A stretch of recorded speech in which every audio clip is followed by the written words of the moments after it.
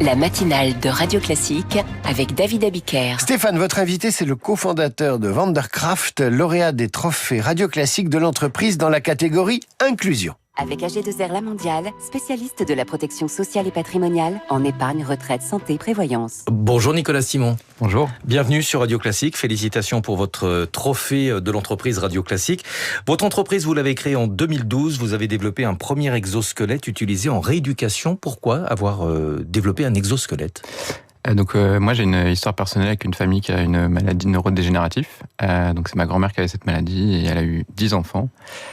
Dont 7 qui ont la maladie, et y compris mon père, puis qui l'a transmis à mon frère et ma sœur. Donc 2/3 des membres de ma famille ont des problèmes de mobilité. Une expérience douloureuse donc qui est à l'origine de ce développement. Ce premier exosquelette aujourd'hui, il est utilisé concrètement, c'est pas un outil de laboratoire. Tout à fait. On a fait un premier produit en 2018 qu'on vend aux hôpitaux pour faire de la rééducation. Donc qui sert à rééduquer par exemple les personnes qui ont eu un AVC, pour leur permettre de réapprendre à marcher avec le dispositif. Ça, c'était le premier exosquelette. Le deuxième, il est actuellement en phase d'essai et il va être commercialisé d'abord aux États-Unis. Pourquoi aux États-Unis ?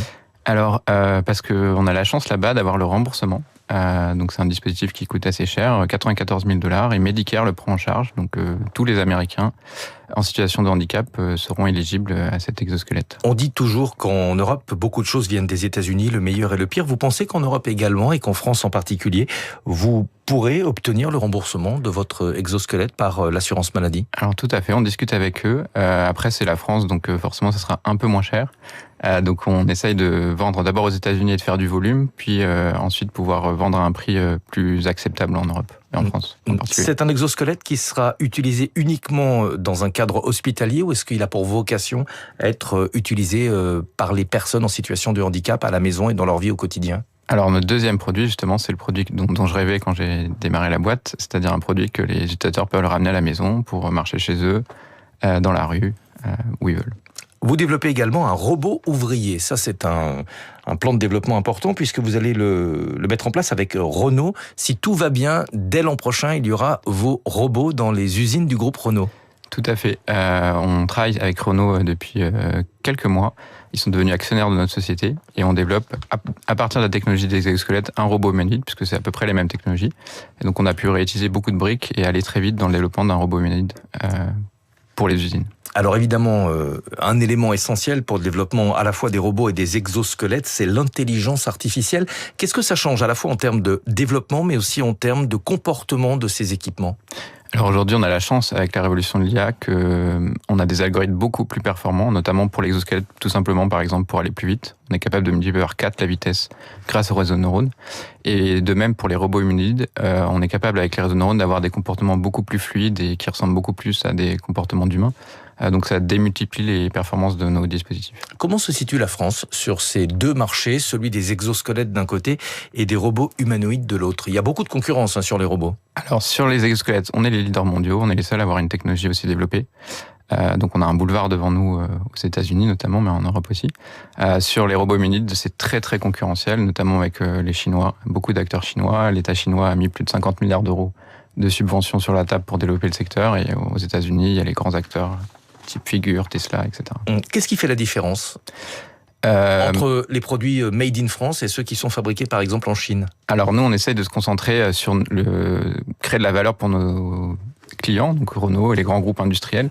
Et donc on se concentre sur les charges lourdes, car on s'est rendu compte que c'est les métiers qui sont les plus pénibles et qui sont où il y a le plus volonté de les remplacer, parce que on porte de la charge lourde plusieurs fois par jour, enfin plusieurs fois par minute, et c'est des métiers très usants physiquement. Où sont fabriqués vos produits dans un robot, dans un exosquelette ? Il y a énormément de composants. Est-ce que tous les composants sont français ou européens ? Alors, 80% de nos composants viennent de France.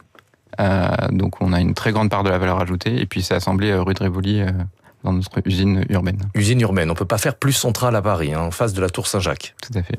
David ? Quand on imagine l'exosquelette, on pense à l'armure d'Iron Man qui augmente l'homme et qui lui donne de la force. On a vu fonctionner, j'ai vu une vidéo de vos exosquelettes, ça pèse quand même 80 kilos. Évidemment, celui qui porte ça est porté par l'exosquelette, mais est-ce qu'on peut imaginer que le poids s'allège dans l'avenir ? Tout à fait, en fait, c'est un problème de complexité de commande. Plus on allège, plus c'est flexible et plus c'est dur à commander. Donc si on a des meilleurs algorithmes, notamment avec l'IA, on pourrait se permettre d'avoir moins de matière et d'abaisser le poids. Où est-ce qu'on va avec l'intelligence artificielle ? Quels sont les progrès qu'on pourrait encore effectuer ? En fait, il faut imaginer que tout ce qui est capable de faire le cerveau aujourd'hui par un être humain, il est réplicable à court terme, moyen terme. Donc ça veut dire avoir des mouvements aussi précis, aussi intelligents que ce que sait faire l'humain. Vous parliez d'un effet volume. Lorsqu'on parle du prix, évidemment, le volume n'est jamais très très loin. Quel est le potentiel de ce marché, à la fois sur les exosquelettes et sur les robots humanoïdes ? Alors sur les exosquelettes, c'est colossal. Donc aux États-Unis, il y a 2 millions d'utilisateurs en fauteuil roulant. Donc ça fait un marché à 200 milliards rien que sur les États-Unis. Et il y a la même proportion de personnes en situation de handicap dans toutes les économies développées. Donc c'est très très gros. Pour les robots humanoïdes, en fait, il faut compter le nombre d'emplois dans les usines, mais c'est très très très élevé. Vous pensez que demain on aura un robot humanoïde à la maison ? Pas tout de suite. Je pense que c'est pas la première application, c'est pas là où il y a le plus de valeur. Et je pense que comme les exosquelettes, on les a d'abord déployés en hôpital. Je pense qu'ils seront d'ailleurs d'abord déployés dans des lieux un peu sécurisés, fermés, où les gens autour sont formés pour des questions de sécurité. Et il paraît que les tâches domestiques sont parfois les plus difficiles à reproduire par un robot, notamment saisir de la vaisselle et la mettre dans le lave-vaisselle. Tout à fait. Et manipuler du textile aussi, c'est des matières qui sont flexibles, c'est assez dur à manipuler. Voilà, c'est pour ça, paraît-il, que David ne fait absolument rien à la maison. Qu'est-ce qui vous permet de dire ça ? Je suis un vrai exosquelette à moi tout seul. Merci beaucoup Nicolas Simon d'être venu ce matin sur Radio Classique. Vous êtes le cofondateur de Vandercraft. Merci beaucoup, on était ravis de vous accueillir. Et merci à tous les deux. Et je vous signale d'ailleurs qu'à 8h15, on reparlera santé et peut-être innovation avec Agnès Buzyn, ancienne ministre de la Santé. Elle publie demain Notre santé chez Plomb. Stéphane, je vous dis à demain pour le tour de l'actualité économique. Tout de suite, et si nous parlions français, voici